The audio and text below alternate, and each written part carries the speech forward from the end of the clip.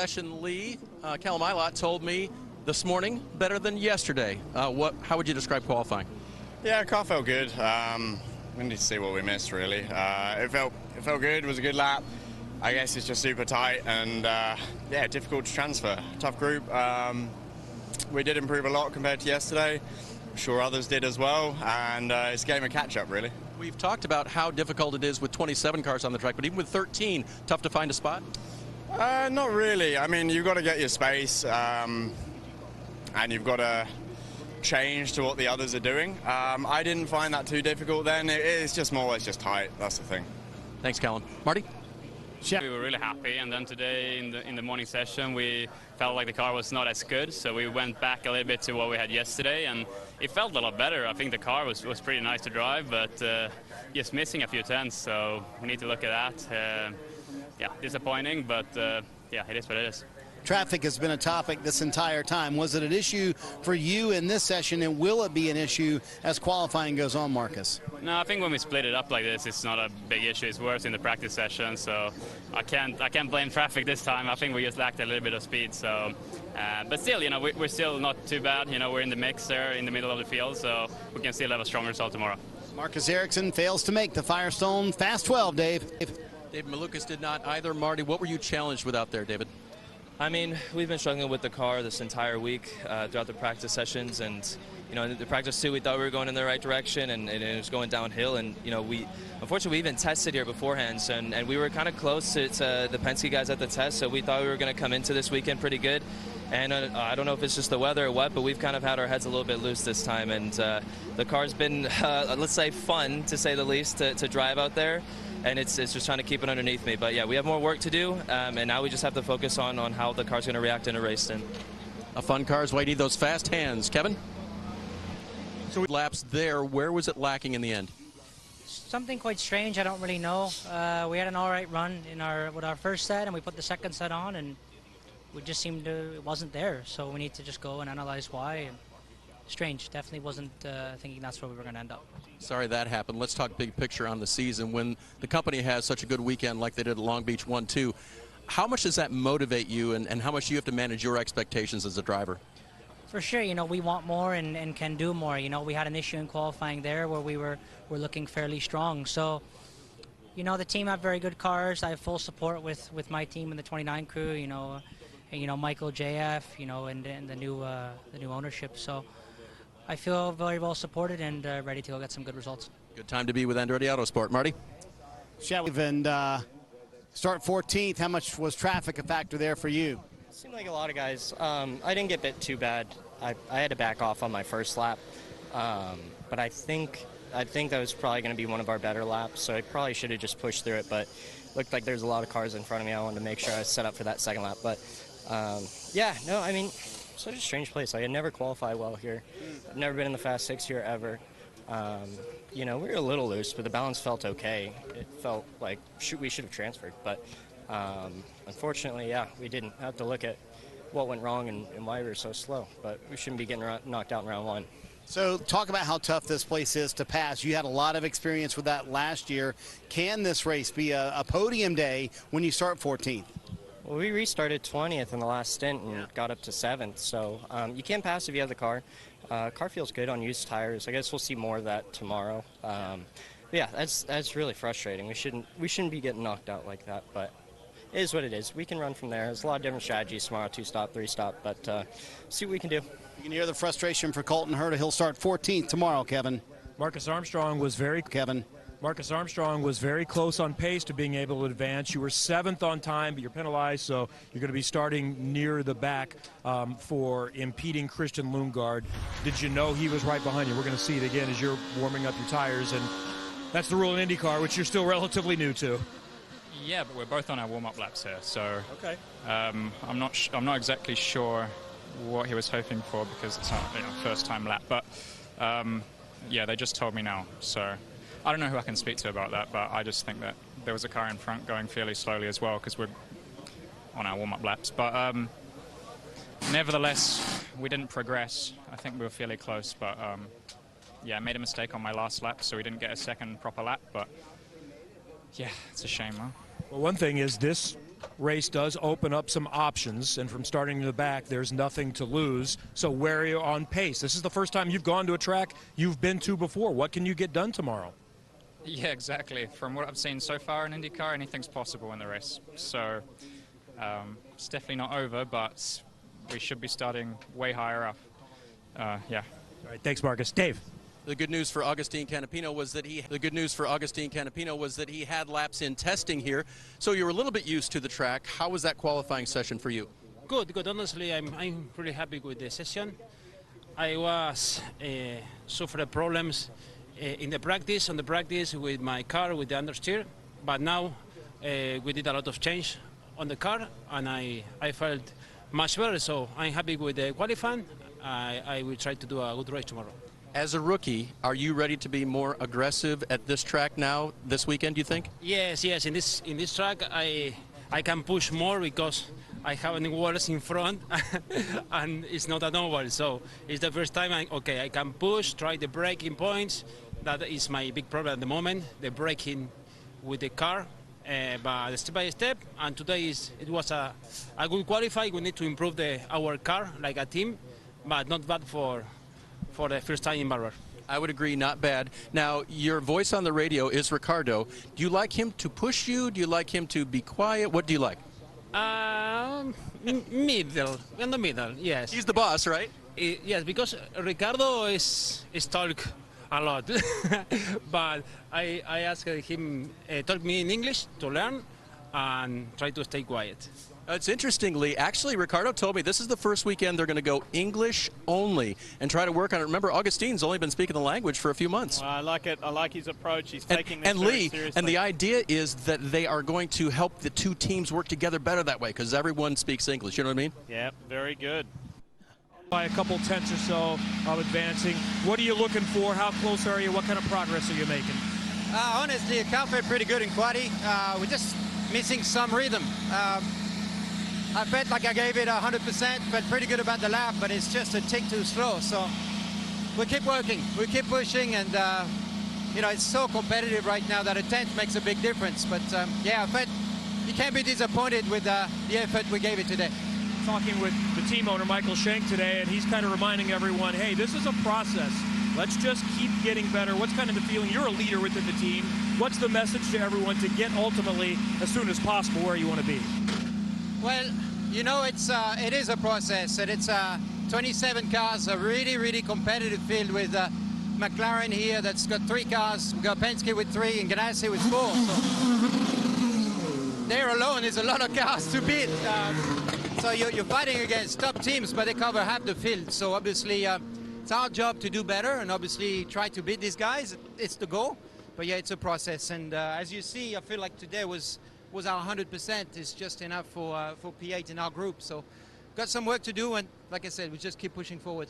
Thanks, Simon. Yeah, I mean, the difference between you transferring or not, Kevin, and willpower, unfortunately, is not able to get it done. Yeah, and Will, I think it started on the pole here 4 times, always fast. The good thing is you went from 19th to 4th last year, and you're better than that. But you're pushing for everything. Tell me about that off towards the end. Yeah, the off, yeah, I mean, we were gone. Scott went off in turn 1 on the money lap and just put all that grass on, so I went wide there, lost some time there. Was definitely up coming to that. And then, honestly, on turn 13, the wheel locked and unwound itself with so much grip in the middle of that corner, and I just had to get out of the throttle and ran off, which screwed the next lap. I've never had that. They put a ton of log and it just unwound itself. Yeah. But we've been a tenth and a half down just with engine this weekend because for whatever's going on with it, it's the end of its miles. So kind of didn't think we'd make the top 6, so it's going to do our best. Because a tenth and a half obviously can move you a lot of spots in this series. But yeah, we'll change it after this race and we'll be in a good spot again. But yeah, good job by Chevy and Verizon. You know, we've just hanging in there. Sounds like this might be one like last year. Just salvage what you can. May not have a winning car, but try to score as many points. Rinus, VeeKay, last year's pole sitter. First of all, the exciting off there at the end, going for it. What was that like? You got to give it all, right? We did not plan for a 3rd lap, but we got the feel, we got the time, so why not? I just tried something, tried what I could, and it was just a little too much. But kept it out of the wall. No red flag. That was my fear when that happened. But no, proud of the guys. We had a hard weekend, and making it to the top 10 is like a pole position for us now. Having a different year than last year, so sorry you're not on the pole. On the outlap, is there a gentleman's agreement, and did you violate it with Will? I did a little, but am I a gentleman? No hard feelings, I guess, both ways. I'm coming from the back. I'm the last one in line, so I just want to get a good gap in the field. And I did it last year, got a pole, so why not pass everyone on the outlap? And Will got a little heated, but I know that's Will. That's why he got a red card, right? So no, it wasn't meant to piss anyone off, but it just, I had to do something to get my place on the track, and I got that third lap out of there because of that. Good luck tomorrow. Thank you. Marty? Tight qualifying session, but to miss the Firestone Fast 6 by 6/100ths of a second. I mean, you said it would be tight, but did you expect it to be that tight, Josef? Of course.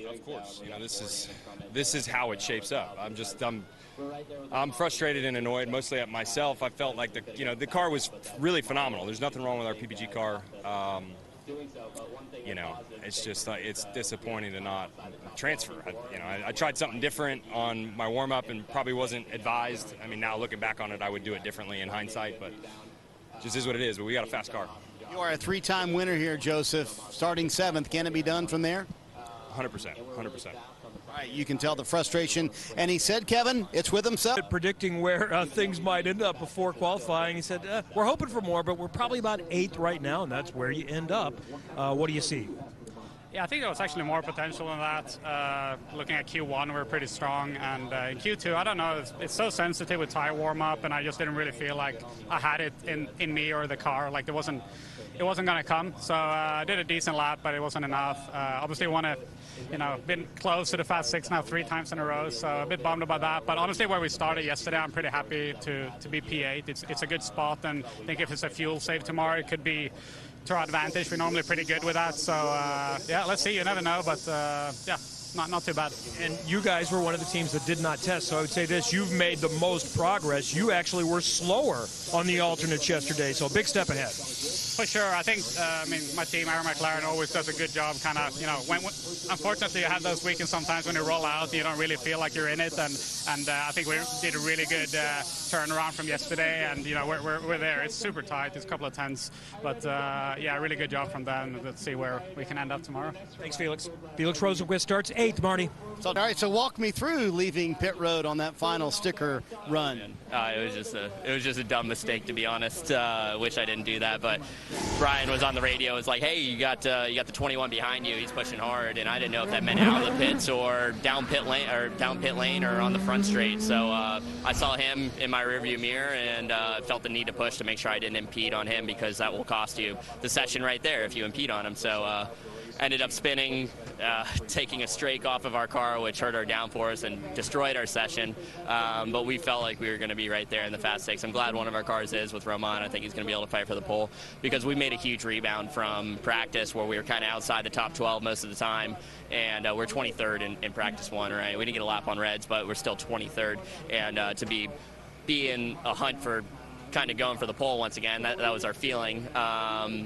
It's pretty cool. We made a huge rebound, and we're solid on the primary tires as that showed in qualifying there. But what happened out of the pits is just dumb mistake. That was on me, and it cost us getting into the Fast 6. A+ on the pirouette, though. That was very nice to save it. How did the downforce, though, change once you mentioned you lost some downforce pieces? Yeah, so we lost the rear left strake, and that just caused a ton of understeer in the left-hand corners and a ton of oversteer in the right-hand corners. And we were like, did we get some weird tires there? Were we out of temps? And then we turned the car around here to walk it away, and like, nope, that's our problem right there. We lost the strake. So disappointing, but at the same time, I'm happy because we know we've got a really fast race car once again. All right, Dave, the most recent winner. We'll start in the back a little bit. 10, how much have you got to work with for tomorrow?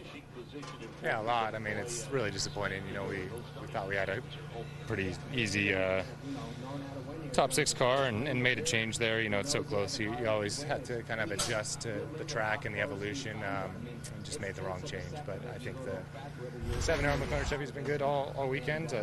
We started out very happy, and we've been happy all weekend. We just made the wrong decision there. We know what to do for the race. Do you think, is any of that part of your transition and Brian's transition to this group and just learning and understanding each other better week to week? No, it's sometimes the hardest thing in the world for drivers and engineers to like sit on what you have. Like it's a constantly evolving championship, and it's so tight. You know, you're looking for hundreds, and so you're always trying to optimize it. Sometimes, you know, you just take the step in the wrong direction. Thanks, appreciate it. Hinch, how hard is it when you're good? Second time this year, Dave. Christian Lundgaard studying the numbers with me there, and I like his positivity to the team afterwards. Hey, the worst thing that could have happened was we were 6th, which is a very positive thing, correct? Yeah, I told him just before we went out for the Fast 6, what's the worst that can happen? We're going to be 6th, which is, we finished on the podium at the GP last year starting from 6th, so it's not too bad place to be. And the car itself, I know you said to the team, that's all we had. For the race, what do you expect from 6th position? To make it a little further forward, no, I think the progression we've made for this weekend has been a big step. At least on my car, we've been competitive all weekend. So we need to carry that into the race. That's where we score the most points. But so far, I think we have a pretty decent package. There are some of these guys that looks too fast, but I'll keep an eye on them tomorrow. Great continuation for Christian Lundgaard in qualifying. Near Will Anderson, so when we were talking before qualifying, you said, I can't just quite attack, I need another half a second. Sure looked like you were attacking there. Did you get a lot better? Yeah, we did some really good changes, so yeah, just really happy with what we did from practice 2 to qualifying, and I mean we missed it by what? Less than a tenth. Less than a tenth. So we're there. We've definitely found the lap time that we wanted to from practice, and now it's to work on the race car. It's a different beast, with the DAG and all that other stuff. Give us a little sense of what we're going to see tomorrow. How tight this is, how difficult this track is. How good is this race going to be with you guys getting after it? I think you'll see guys taking risks on the 3-stopper, which ultimately is the quickest, but you can get hosed really easily by a yellow. The last couple years has been the fuel-safe 2-stopper. So I expect the Ganassis to be very, very quick. Obviously, Grosjean, it's his second pole of the year, so I know he'll be right on pace. And I think for us, it'll be kind of, have a good start, have a good clean start, and yeah, I don't know what we're going to do strategy-wise. Obviously, you want to go with the one that's going to win, right? So yeah, we're just going to have to see what warm-up kind of says in terms of tire deck from black to red, and just play it from there. Last year's winner, Pato Award. They got a lot to think about. His way of strategy is going to go coming up to tomorrow. Well, Kevin, I got to give him credit. Alex Palou called this before the session started. When you and I were talking, you said it's going to be tight. But, man, 6/100ths of a second keep you from winning the pole today. Is it encouraging or discouraging when it's that tight? Both at the same time. I mean, we're still starting on the front row, right? So I'm happy. I knew it was going to be close, and I'm sure that 28 lap it's pretty solid. So congrats to them. We'll prepare for tomorrow. Our car's been super fast, and yeah, happy to start on the front row tomorrow. Let's talk about this place for you, a win and a second place here. Is there any track that rivals Barber for where you just feel comfortable when you pull through the gate? I don't know, probably Road America. Those two places I like. But yeah, it's an amazing place. It feels amazing to drive an IndyCar around here. Super quick. You need to commit a lot, and yeah, it's super fun to drive it. Starting up front helps a ton, but when you and I chatted earlier, you said, but there will be a lot of strategies tomorrow. Is that something that kind of floats in the back of your mind? Yeah, for sure. I mean, it's so close in IndyCar that as soon as you can have a second good strategy working out, it's going to work out. So this is a place that I think we're going to struggle tomorrow to make the alternate tires last, which is going to make an interesting race. There you go. That should make it fun for us to watch tomorrow, Diff. And Marty, the competition. How'd you go from behind, as you told me earlier today, to being on the pole? I've got a hell of a team. We're doing such a great job this year. The car is awesome, and got three teammates that I can rely on, so I kind of went with that setup, with the baseline we have, and from the moment we started quali, I knew I had it, so I just didn't want to mess it on the last lap. So happy. Romain, this is a place where you've always felt comfortable, just like the tracks back home in Europe. Do you get the sense that the win might be in the offing for this team tomorrow? We'll see. We're starting in the best position, but no, we've got 90 laps to lead, so we'll see tomorrow, but I'm really proud of my guys and really happy with everything we're doing. Are you feeling more confident than you've ever felt in IndyCar right now? You know what? I was very stressed that session. I don't know why. Why? I don't know. I told Olivia I'm too old for this, but I guess I'm not, so it's all good. This is your second P1 award of the year. Congratulations. Romain Grosjean on the pole for the second time this year, Dave. Christian Lundgaard. Beware, Alex Palou. He's won from third. He's finished second from third. And now he starts in his best Barber spot outside the pole position on that front row with Romain Grosjean. The last 2 years' winners are in the top 3 positions. Look out. This is going to be quite the scrap tomorrow. Oh, and so much to study, so much to debate overnight with driver and engineer. You heard Palou say, I don't really know, sorry, Award say, what? I don't really know what strategy is going to be. The 3-stopper, faster on pace, but the yellow can really throw that out of whack. So it'll be fun to watch out. And who knows who swings big from further back. You're going to see it. I mean, we saw drivers way further up the grid take that risk last year, and it was working great until that yellow that Pato Award talked about. Both Josef Newgarden and Colton Herta were executing that to great effect early in the race. So it's going to be an exciting day. It's going to be a race of tires. It's going to be a race of fuel, and hopefully a race of a lot of action.